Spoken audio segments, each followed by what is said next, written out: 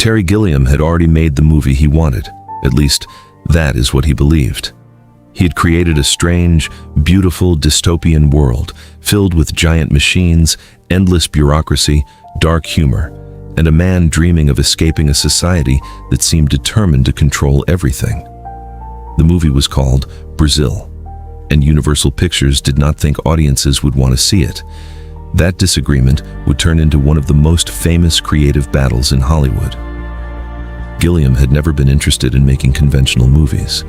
As a member of Monty Python, he had built a career around surreal humor, bizarre visuals, and stories that refused to behave normally. Brazil was his chance to take those ideas somewhere much darker.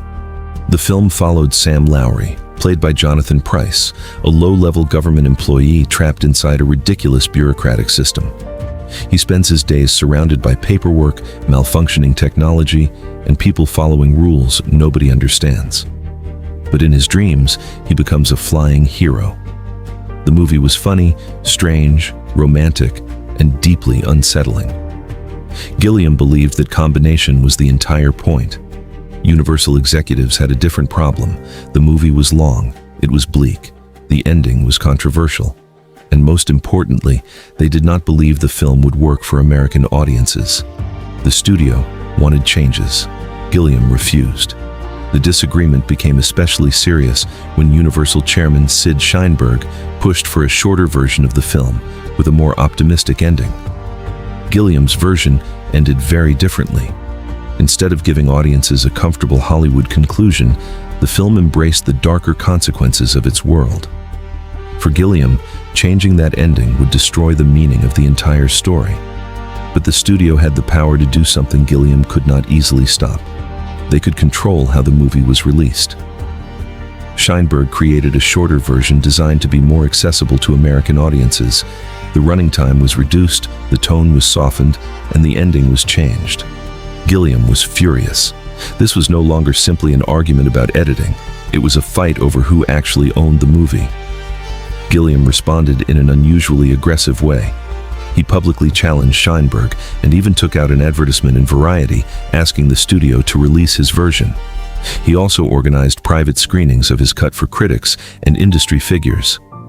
The battle became so public that it turned into a Hollywood spectacle of its own. And then something unexpected happened.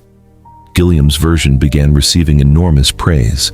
Critics admired its visual style, ambition, and dark humor. The film was not behaving like the commercial disaster Universal feared. Eventually, the pressure helped Gilliam's version win its release in the United States. Brazil became a critical success and is now considered one of Gilliam's most important films. But the story matters because of what almost happened.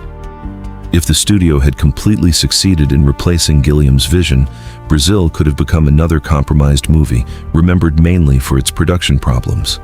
Instead, the conflict helped establish something Hollywood directors constantly fight for: creative control.